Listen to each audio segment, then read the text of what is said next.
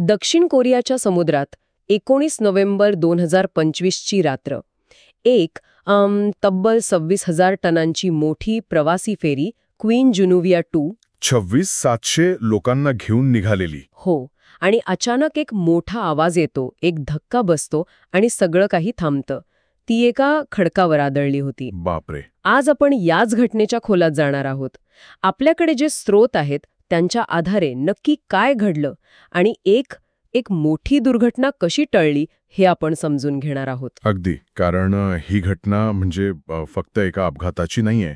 या घटनेवर 2014च्या सेवोल दुर्घटनेची एक मोठी सावली आहे. बरोबर. त्यामुळे आजच्या चर्चेचा उद्देश फक्त काय झालं हे पाहणं नाही, तर बचावकार्य इतकं यशस्वी का झालं आणि यातून दक्षिण कोरियाने काय धडा घेतला हे शोधणं आहे. चला तर मग थेट घटनेकडेच वळूया. ही फेरी जेजूहून मोक्पोकडे चालली होती आणि रात्री साधारण 8:16 सिनान परगण्याजवळच्या जोकडो बेटाच्या खडकावरती आदळली. तोलच गेला. विचार करा, आतल्या स्नॅक बारमधले काउंटर्स उलथलल्याचे फोटो पाहिले की त्या धक्क्याची तीव्रता लक्षात येते. हो. आणि तो फक्त एक धक्का नव्हता. त्यानंतर जहाजाचं इंजिन बंद पडलं आणि ते पुढच्या बाजूने 15 अंशांपेक्षा जास्त झुकलं. 15 अंश? हो, पण यातली सर्वात महत्वाची आणि म्हणू शकतो की सुदैवाची गोष्ट म्हणजे जहाजात पाणी शिरलं नाही, आग लागली नाही. अच्छा. त्यामुळे एक महाभयंकर आपत्ती टळली. तरीही त्या धक्क्यामुळे एका गर्भवती महिलेसह 5 जणांना किरकोळ दुखापत झालीच. आणि इथेच मला वाटतं बचाव कार्याचा वेग तो थक्क करणार आहे. माहिती मिळताच कोस्टगार्डने लगेच 10 पेक्षा जास्त गस्ती नौका घटनास्थळी पाठवल्या. हो, आणि प्रवाशांना लाईफ जॅकेट्स घालून एकदम शांतपणे बाहेर काढण्यात आलं. स्रोतांमधल्या प्रवाशांच्या मुलाखती वाचल्या की एक गोष्ट जाणवते, तिथे भीती होती पण गोंधळ नव्हता. हे महत्वाचं आहे. हो ना. जहाजाच्या कर्मचाऱ्यांनी परिस्थिती ज्या प्रकारे हाताळली त्यामुळे लोक शांत राहिले. हे सुद्धा कदाचित सेवोल दुर्घटनेनंतर झालेल्या प्रशिक्षणाचाच परिणाम असावा. बरोबर. आणि इथेच आपल्याला सेवोल दुर्घटनेतून घेतलेला सर्वात मोठा धडा दिसतो.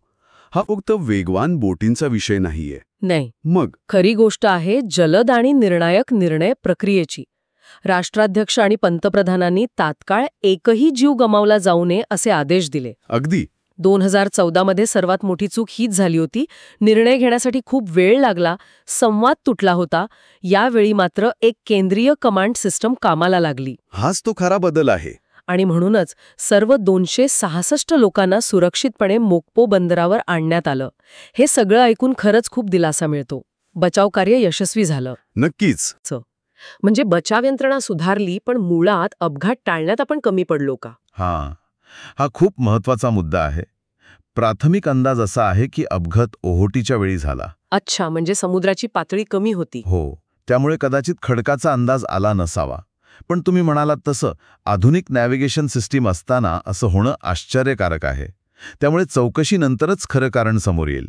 यात मानवी चूक होती की तांत्रिक बिघाड हे पाहणं महत्वाचं ठरेल. आणि जहाजाच्या इतिहासाकडे पाहिलं तर हा तांत्रिक बिघाडाचा संशय तो आणखी वाढतो.